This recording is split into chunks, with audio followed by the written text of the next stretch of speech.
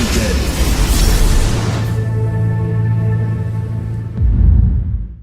Hello everyone, and welcome back to my show. I'm Dr. Lot from Acupuncture is My Life.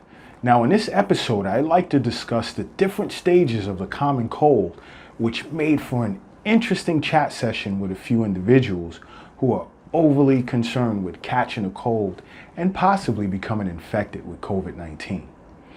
Now, if you're ever interested in learning more about acupuncture and engaging in a private chat regarding any ailment or medical concerns you may have and whether acupuncture can be of benefit to you or a loved one, simply download the Acupuncture is My Life app from the Google Play Store at your earliest convenience. Now, let's get into the basic stages of a common cold. Now, keep in mind, as I've discussed in previous episodes on the common cold can be contagious as early as 2 days before a person can actually present with symptoms.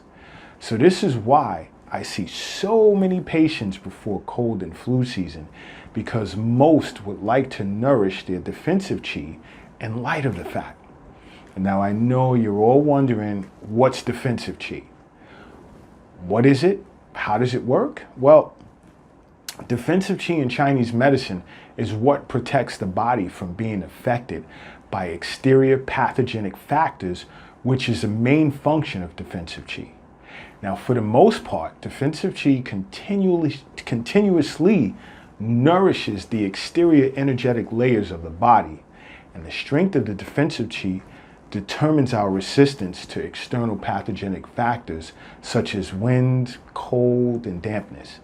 Now, defensive chi is closely connected to the lungs, whereas lung chi is what actually protects the body from exterior pathogenic factors. Now, our resistance to external pathogenic factors relies on more than just the body's defensive chi.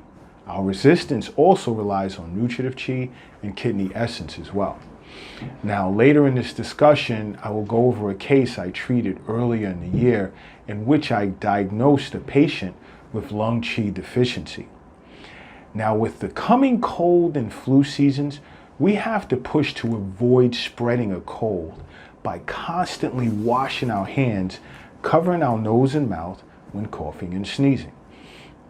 Now, when it comes to the common cold, there generally are 3 stages, where the first stage, which is usually days 1 and 2, you would experience a sense of stuffiness with a runny nose and a sore throat. Now, a cold can express itself with a number of different symptoms.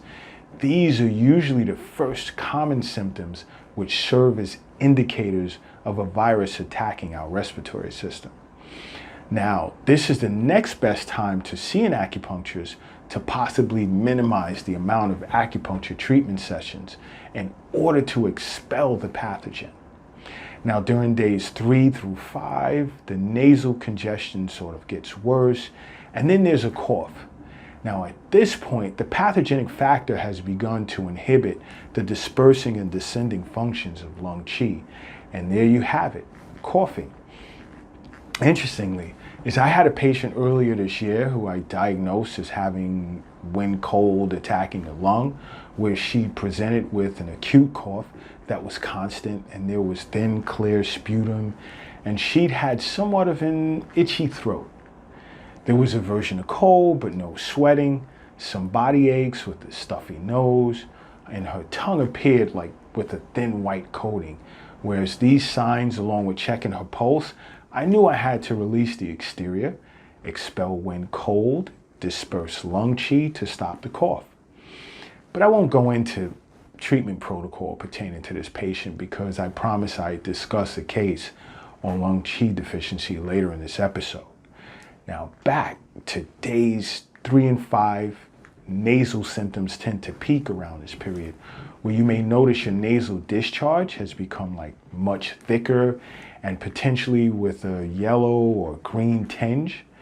This is for the most part attributed to an increase in the number of white blood cells created by your immune system to fight off this virus. Now, this is why it's good to see your acupuncturist before cold and flu season, so that the body may put up a good fight against exterior pathogenic factors.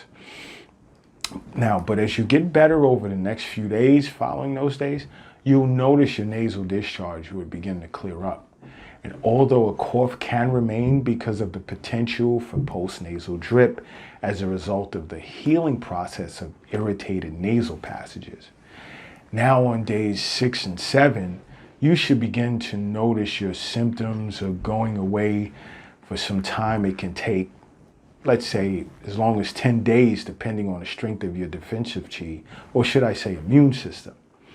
Now, underlying health issues such as diabetes, hypertension, heart problems, obesity, among others, also play a part in the recovery process. Now, sometimes having a cold well beyond a week can be related to something else, whereas if there's any concern, it's best to consult basically with your primary care physician. Now, let's jump into one of my cases of lung qi deficiency. Now, for those who may be a bit confused at this point, take a moment and view my episode on the functions of the lung in Chinese medicine, or simply go to acupunctureismylife.com and click on Understanding Acupuncture and read about the lung in Chinese medicine to gain a clearer understanding of what I'm talking about. Now, earlier this year, I diagnosed a patient as being lung qi deficient, of whom I still see to this day, because lung qi deficiency, in his case, is a chronic empty pattern, and this patient has a propensity for catching colds. Now, I educated him to the fact that in Chinese medicine, the lungs regulated the body's protective qi, so some of my treatment sessions would focus more so on nourishing the lung qi, and others would focus on nutritive qi as well as kidney essence. Now, the first few visits with this patient, he would present to my office as always being tired with slight breathlessness, a weak voice, and a pale complexion. He stated that sometimes there would be bouts of spontaneous sweating, but not much. And his tongue would appear as pale, sometimes with a thin white coating. Now, his condition, when he'd first come to my office, was as a result of exterior wind as a pathogenic factor with a prolonged cough which induced lung qi deficiency. So my initial focus was to tonify lung qi by needling points on the lung and bladder channels to tonify lung qi, as well as tonifying yin.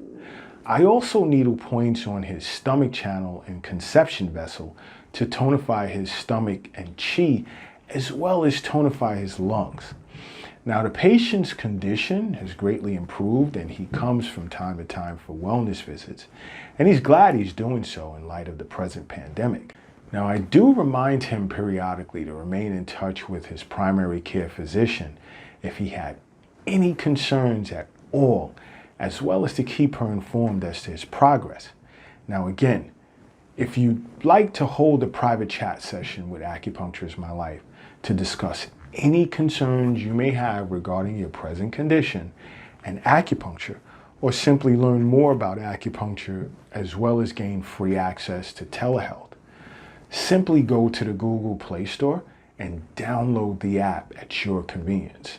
And don't forget to subscribe to this channel.